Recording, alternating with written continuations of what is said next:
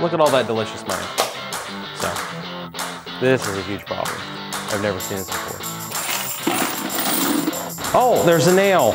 Oh my goodness. All right, so this is the car wash number 1 that I own, and there's a reason. I've had so many people ask, why haven't we been shooting content here? And it's because all I do is come to the car wash to collect my money. Nothing's been breaking down, but I do want to show you what we did inside. It's really cool. So, you'll probably not notice many changes in here, but I wanted to show you what we did up here. When we make our ultra pure water at the car wash, it produces a lot of leftover water. Normally what you do is you dump that water down the drains, which can be costly.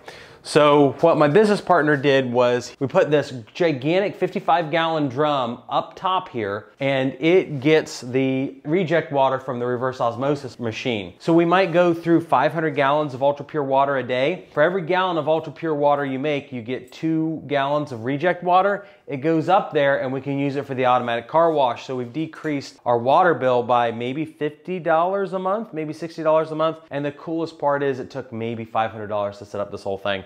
It's super cool, and hopefully we'll get some videos and show you guys how it works in action.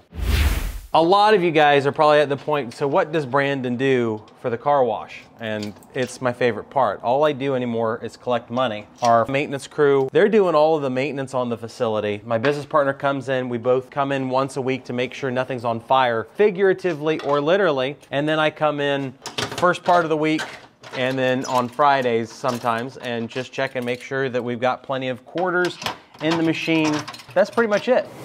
So if we look down here, we're getting pretty low on quarters, which is a good thing. It means there should be a lot of money in this. And there is. Look at all that delicious money. At some point I'll go and I'll count it later, but it'll be important for us today to go through and refill it with quarters.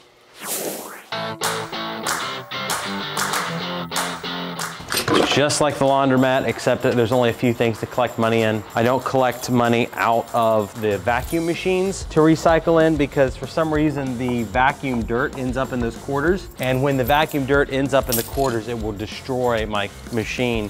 And when the change machine is down, it costs me a lot of money. In one location, just one day, we could lose 150 bucks easy every day it's down. And unfortunately, it doesn't let you know.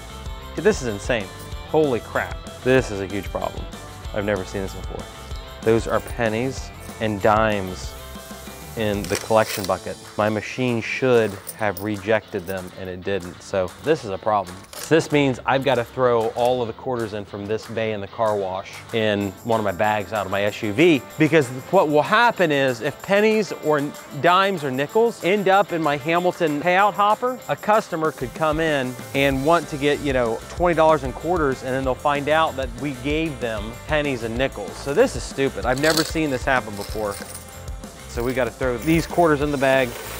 We'll take them back to the office. We'll run it through my pretend Coinstar machine and sort these out. Now I'm concerned about the bay over there having the same problem too. If that's the case, I have to run back to my office and recycle the money. When you run a business like this, the last thing that you want to have happen to you is to rip your customers off. If a customer feels they get ripped off, then they're totally going to leave you bad reviews on Google, or they're going to run you down on social media, and that's not really what you want. So it needs to be at the forefront of every business owner's mind. Don't let your customer feel like you ripped them off. And that can be something as minor, relatively speaking, as them getting a dime instead of a quarter. For a person that puts in $1, it'll totally ruin their day, or at least it'll ruin the whole time they're here at the car wash. This looks like broken freaking glass. What do you think? Oh my goodness, this looks terrible. It looks like glass. Yeah, it looks like freaking glass. Who on earth? Well, I like that sound.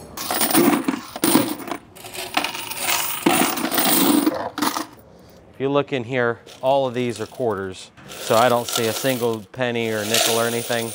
So that means that just that bay is having a problem. So that's a $25 piece of equipment. Probably shouldn't be doing this in a suit, but I've got to record some promos later today. I dressed for success, not working at the car wash. If be honest about it, most of the time I'm not looking through that money to see if there's pennies and nickels and dimes in there. It's never supposed to be that way. And I think we've had this problem maybe one time in a year and a half. So it's not something that I worry about, but it was super obvious that someone had put a bunch of pennies and nickels in it. We probably should test that out to see if we can cheat it that way. Especially these vacuums, we have a lot of people that come in and they intentionally try to cheat the system, because back in the 1980s, you could take, say, 2 pennies and put them together and it would register as a quarter, because it's like 2 pennies are the same weight as 1 quarter, and the old systems at car washes and laundromats would weigh the coins. So it was a way to cheat the system. So if everything's going right, this should just reject out the bottom and not count towards the time. It didn't. It went down there. So that's a huge problem. I don't know if you guys can hear it. It's clinking down there. So it's not rejecting out of here.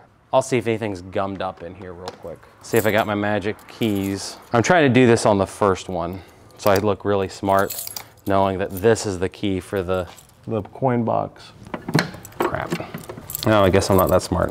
All right, this should be the fail-safe key if I can't figure out which key on my keyring works. Yep. All right. Everything here looks good. Oh, I see a bunch of quarters back there.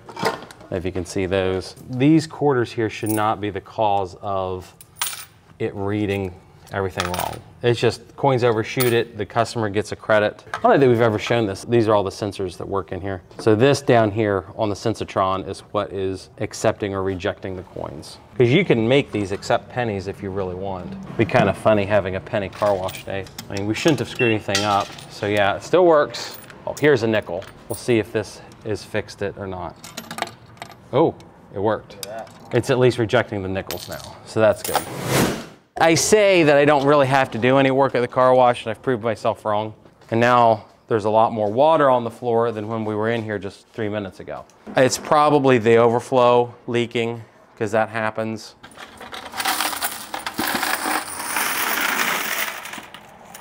This is a lot easier to fill.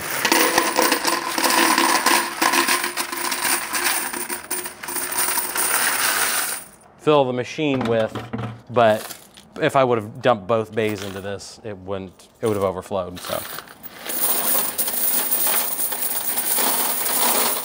So now I just button up the machine and we're gonna go out and look at the automatic.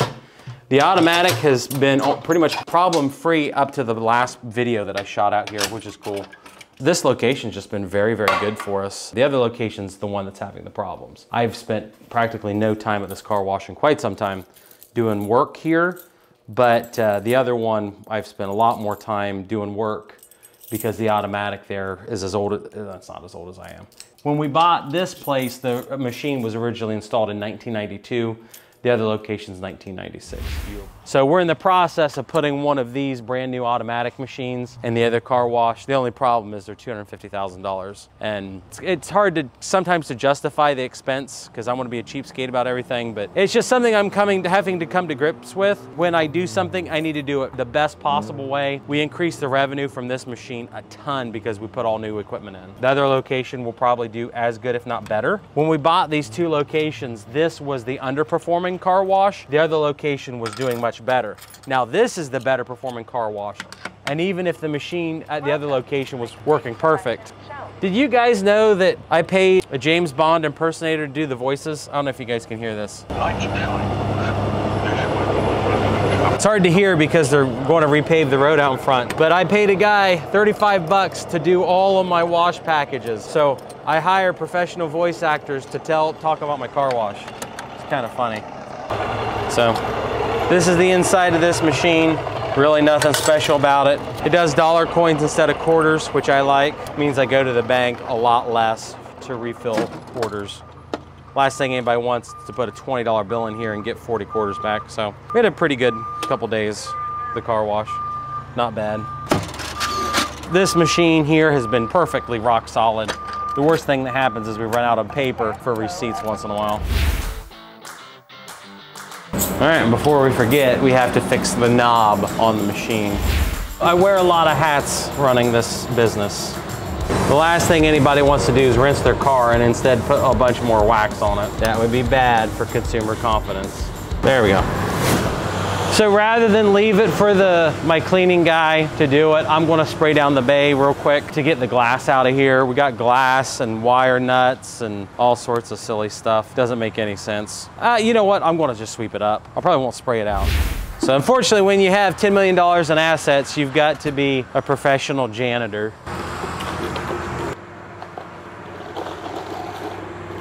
I'd appreciate you liking the video and subscribing if you already have it, but let me know in the comments section whether I should go after somebody for putting glass all in my car wash. I mean, this isn't just a little bit, like if it was a couple pieces of glass, I could understand, you know, accidents happen. But this looks like somebody had a pickup truck with a bunch of broken glass in the bed and then just decided they were going to spray it out in my car wash and let me deal with it.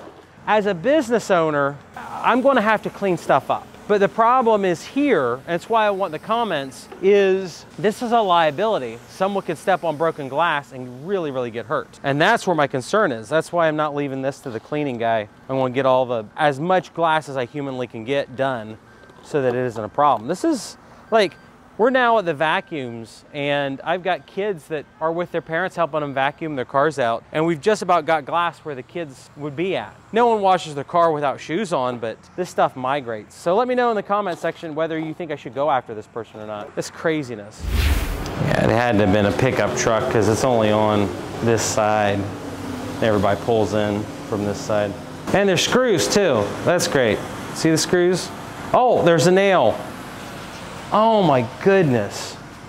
Now I'm starting to think to myself, I should have even asked my subscribers whether I should go after the guy, because this is getting silly. Broken glass, screws, and nails.